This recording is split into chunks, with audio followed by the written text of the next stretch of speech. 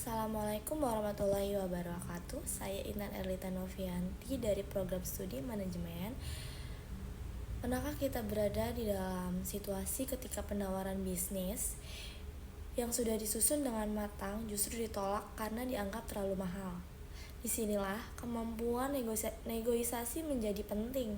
Pada video kali ini, saya akan menjelaskan konsep negosiasi dalam komunikasi bisnis, memberikan contoh nyata, serta mensimulasikan proses negosiasi antara manajer perusahaan digital marketing dan calon klien. Mari dimulai untuk videonya.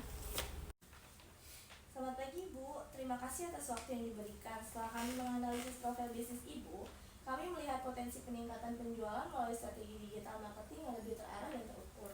Selamat pagi, terima kasih juga sudah menyiapkan proposalnya. Konsepnya sih cukup menarik, tapi kami masih mempertimbangkan dari sisi biaya ya. Baik Bu, terima kasih atas keterbukaannya. Apakah ada hal spesifik yang menjadi pertimbangan? Terus terang, kalau di angka 15 juta itu per bulan cukup besar sih buat kami. Kami memang ingin meningkatkan pemasaran digital, tapi kan kami juga perlu untuk menjaga kestabilan keuangan perusahaan kami. Saya memahami kekhawatiran tersebut sih Bu. Jika boleh tahu, saat ini tantangan terbesar dalam pemasaran Ibu apa ya? Brand kami sebenarnya sudah dikenal di area tertentu, tetapi penjualan online itu memang belum signifikan sih, belum maksimal juga. Kami udah mulai mencoba untuk mengiklankan dengan sendiri, tapi hasilnya masih belum signifikan. Itu yang sering terjadi sih ketika strategi iklan belum tersegmentasi dengan tepat. Dalam paket kami, pengelolaan iklan dilakukan berdasarkan analisis target pasar, perilaku konsumen, serta optimasi konten. Sebagai gambaran, salah satu klien retail kami mengalami peningkatan penjualan sebesar 35% dalam 3 bulan setelah strategi ini ditetapkan. Kalau memang ada peningkatan seperti itu sih tentunya menarik ya. Namun kami perlu memastikan bahwa investasi ini tidak terlalu beresiko. Apakah memungkinkan jika kami mulai di angka 10 juta saja? Jika di 10 juta, beberapa layanan utama seperti pengelolaan iklan skala penuh dan monitoring intensif harus dikurangi. Kami khawatir sih Bu, hasilnya tidak akan optimal.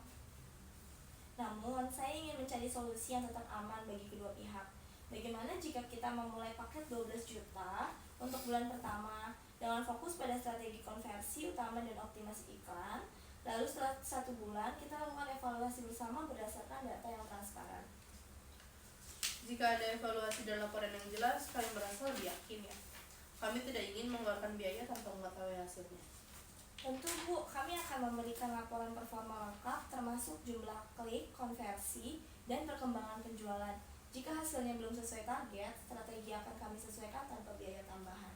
Baiklah, untuk tahap awal kami setuju mencoba paket 12 juta dalam 1 bulan. Terima kasih atas kepercayaannya Bu. Kami akan bekerja sama maksimal untuk memberikan hasil terbaik ya Bu. Terima kasih. Baik, saya akan menjelaskan setelah simulasi negosiasi selesai. Dari simulasi tersebut, terdapat beberapa konsep negosiasi dalam komunikasi bisnis yang dapat kita identifikasi. Yang pertama yaitu negosiasi integratif atau win-win solution.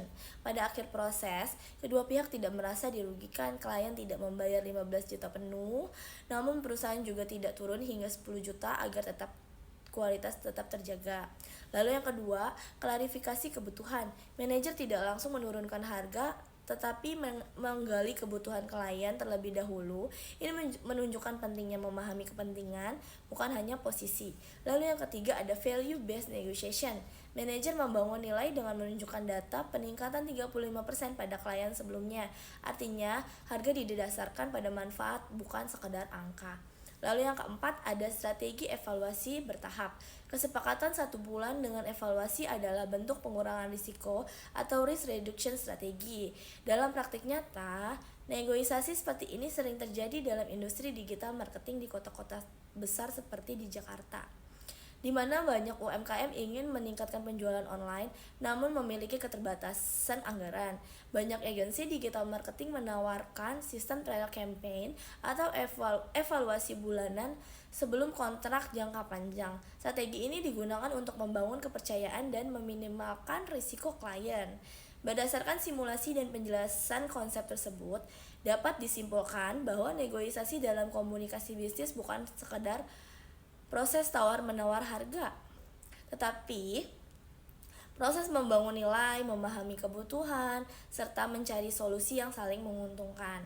Melalui kreativitas dalam penyampaian, simulasi nyata, serta pengaitan dengan teori, kita dapat memahami bahwa keberhasilan negosiasi ditentukan oleh strategi komunikasi yang tepat dan profesional. Sekian simulasi negosiasi dari saya. Wassalamualaikum warahmatullahi wabarakatuh. Terima kasih.